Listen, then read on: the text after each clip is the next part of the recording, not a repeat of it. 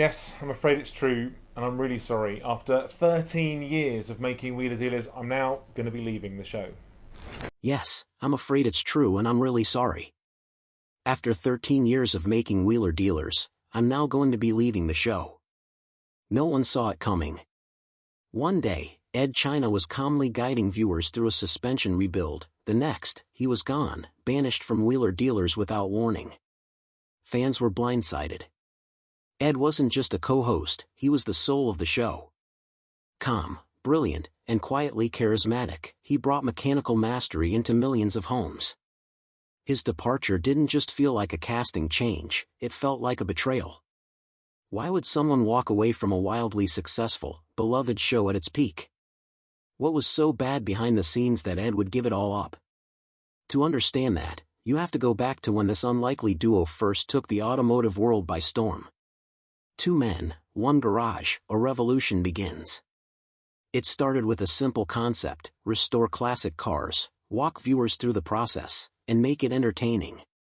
But what Mike Brewer and Edd China unknowingly created was a genre-defining phenomenon that would change car shows forever. Mike, already an experienced presenter with deep car industry roots, had the energy and hustle to find undervalued gems. He was the negotiator, the deal closer, the guy who could sweet-talk a price down and make it sound fun. Edd, by contrast, was an enigma, calm, reserved, and towering at 6 feet 7 inches, with a mind that worked like a blueprint. Where Mike brought flair, Edd brought finesse. Together, they were a perfect mismatch. The show was methodical and real. Audiences didn't just see transformations, they learned them. The camera didn't cut away when things got dirty or complicated. Edd explained everything, from welding repairs to turbocharger diagnostics, in a way that was both educational and oddly soothing. His workshop was like a classroom for anyone who ever dreamed of restoring a car in their own garage. It wasn't just TV, it was a master class. For over a decade, the formula didn't just work, it thrived. Fans across the globe felt connected not just to the cars, but to the unique balance between the hosts. It felt honest, familiar, like you were watching two old friends argue over a carburetor while making magic. But even as the show hit new highs and became a cult hit, quiet tensions started to rumble beneath the surface, whispers of friction, of decisions being made behind closed doors. Because as we all know, success comes with a price, and their bill was coming due. What happened next would shake the show to its core. The bigger the show got, the tighter the chains became. The move to America in 2013 wasn't just about cars, it was about expansion. New cars, new culture, and most importantly, a new market. The US loved car content, and Wheeler Dealers had already proven it could compete on an international stage. This was their chance to level up, to become more than just a UK favorite. It was time to become a global brand. But with that leap came the attention of major networks, and with them, the inevitable changes. The production budget grew, the sets got shinier, and the stakes got higher. But so did the pressure. More people got involved, more meetings, more executives.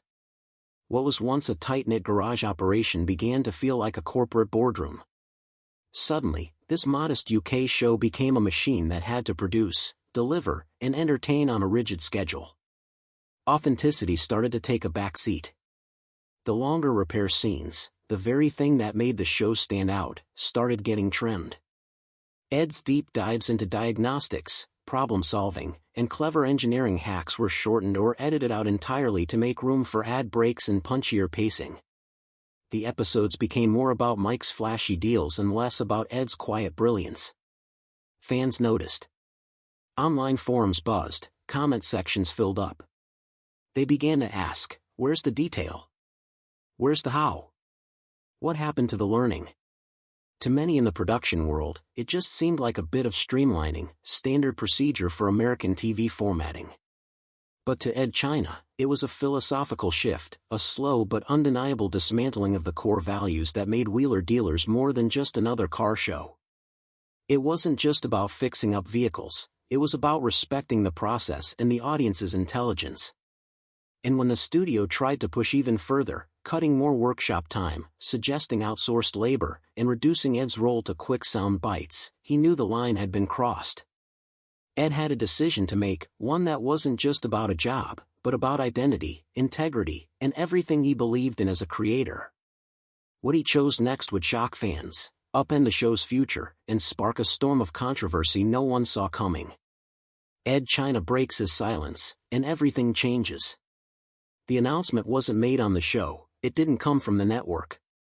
It came from Edd himself, on his personal YouTube channel. Sitting in front of a camera, speaking directly to the fans, no flashy production, no edits, just Edd, a blank background, and the truth. His tone was calm, measured, but every word carried weight. Edd revealed that the network, Velocity, soon to be rebranded as Motor Trend, had plans to further reduce the mechanical segments. They wanted to modernize the show, cut down on the long repair scenes, focus more on entertainment, and crank out episodes faster. To the executives, it made perfect sense. Less garage time meant more airtime for flashy deals and audience-friendly drama. But to Edd, it was a betrayal. He explained that these changes would compromise the show's core identity. The technical depth would vanish, and with it, the educational value that had inspired countless aspiring mechanics around the world. Staying would mean pretending, faking expertise, watering down the soul of wheeler dealers. So instead, he made the hardest decision of his career and walked away. The video spread like wildfire. Fans were shocked but overwhelmingly supportive. In the comments, they praised Edd's integrity and called him a hero for standing his ground. The message was clear, authenticity mattered more than ratings. But in the shadows of that applause, something darker began to grow. Rumors started swirling, fingers were pointed, accusations began to fly, and the blame game was about to take a disturbing personal turn. The accusations that nearly destroyed Mike Brewer. As the internet rallied around Edd, a second narrative took hold, one that painted Mike Brewer as the villain of the story. In the eyes of some fans, someone had to be responsible, and Mike was the most visible target left standing. The accusations ranged from subtle to severe. He must have known. He didn't stop it. He let Edd take the fall. Some even went further, claiming Mike had been lobbying for more control behind the scenes, quietly pushing Edd out to appease the network and align with the new vision.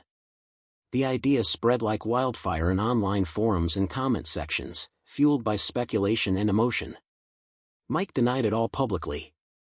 He supported Edd's decision, praised his talent, and wished him the best. Privately, however, he was under siege. The backlash wasn't just digital, it became terrifyingly real. In a heartbreaking interview, Mike revealed that he and his family were being harassed online. His daughter was threatened, his wife was terrified, and eventually, law enforcement had to step in to protect them from what had become a full-blown hate campaign. "I had to call the police," Mike said, his voice cracking. "Someone said they were going to kill me." It was a shocking twist. The fallout from Edd's departure had mutated into something dangerous. What began as a creative dispute had now drawn blood, and Mike Brewer, whether guilty or not, was caught in the crossfire. His reputation was battered, his safety was at risk, and the scars, both personal and professional, would linger. To this day, there's no evidence that Mike orchestrated Edd's exit, but the court of public opinion had already spoken. The damage was done. And while Edd stayed silent on the matter, never publicly addressing the attacks or defending Mike, it was the dealer, not the mechanic, who stood alone in the storm. Even so, the show didn't stop. Wheeler Dealers was still a global brand, and it needed a new mechanic, fast. But who could possibly fill Edd China's shoes? Can you replace a legend? Enter Ant Anstead. Handsome, charismatic, and mechanically gifted, Ant seemed like the perfect candidate to fill Edd China's massive shoes. A former police officer turned car builder, he had real-world experience both under the hood and in front of the camera, a rare combination that producers hoped would win over skeptical fans. The chemistry with Mike was good, the projects were solid, the episodes flowed. Ant brought charm, efficiency, and a fresh dynamic to the screen. For a time, it looked like the show might actually survive the transition. Ratings held steady, and the format stayed intact, at least on the surface. But fans never stopped comparing. Where Edd had been calm and methodical, Ant was fast, energetic, and always camera-ready. Where Edd taught, Ant entertained. Some viewers loved the new pace and polished visuals, others felt something was missing, that quiet, thoughtful approach that had once made Wheeler Dealers feel like a DIY garage you could learn from. To them, it was becoming more of a show about cars rather than a show for car lovers. By 2020, Ant stepped away, no big controversy, no fiery exit, just another change in the show's evolution. Then came Mark Elvis Priestley, knowledgeable, passionate, and easy to root for. With his race team background and infectious enthusiasm, Elvis brought credibility and warmth to the workbench.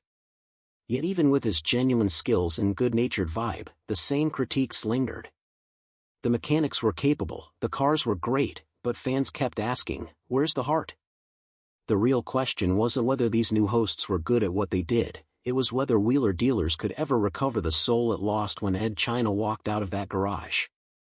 And while the show searched for its identity, trying to strike the same lightning twice, Edd was quietly rebuilding his own world, away from the cameras, but far from forgotten. Edd China rebuilds, but this time on his terms. In 2021, Edd China returned, not to television, but to YouTube, where he could control every frame. No producers, no time limits, no corporate interference, just Edd, a camera, and the raw magic of real engineering. He launched Workshop Diaries, a series that stripped everything back to basics. It was Edd's world, on his terms. No network mandates, no flashy edits, no scripted drama. Each episode was a deep dive into authentic repairs, experimental builds, and thoughtful explanations. From electric conversions to gearbox rebuilds, it was in every sense the spirit of Wheeler Dealers restored. Edd worked on everything from vintage Land Rovers to futuristic prototypes. He didn't just show viewers what he was doing, he explained why, breaking down the logic behind every step. The tone was quiet, personal, and deeply satisfying. And fans, starved of that old-school Edd China magic, showed up in droves. The comment sections flooded with praise. Longtime viewers said it felt like coming home. The views climbed, the subscribers rolled in, and most importantly, Edd seemed genuinely happy, back in a space where passion and precision led the way, not deadlines and drama. He even revisited iconic vehicles from Wheeler Dealers, cars that never got the full spotlight they deserved. On his own channel, he could finally give those builds the love and attention they'd missed.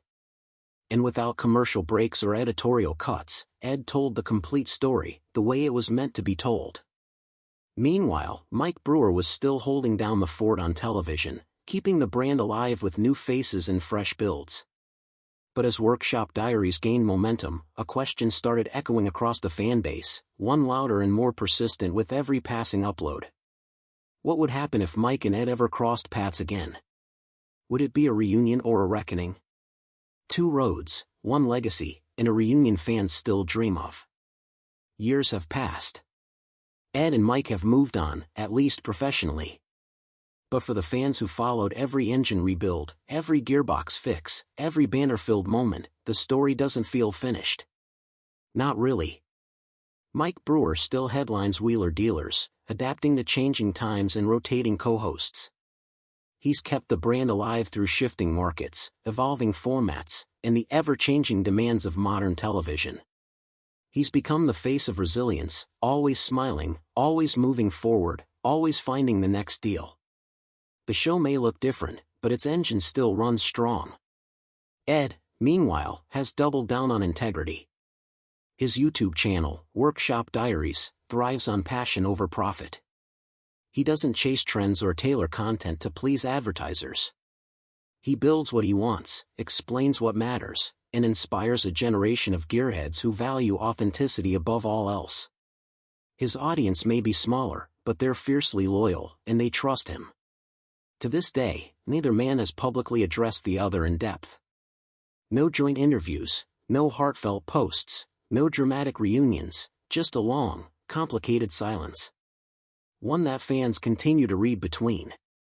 A silence filled with possibility and unspoken history. And yet the community keeps asking, could it ever happen? Could they team up one more time, for a restoration, a one-off special, or even just a sit-down conversation about what really happened behind the scenes? Because Wheeler Dealers was never just about cars. It was about two men with different minds and the same heart. It was about passion, trust, and the joy of fixing what's broken, not just under the hood, but between people too. And maybe, just maybe, the garage door isn't closed for good. Maybe it's just waiting to be opened one last time. So, what do you think? Was Edd China's departure the moment Wheeler Dealers lost its magic, or did it simply evolve into something new? Drop your thoughts in the comments. If you love this deep dive into one of TV's most talked about splits, hit that like button, subscribe, and ring the bell.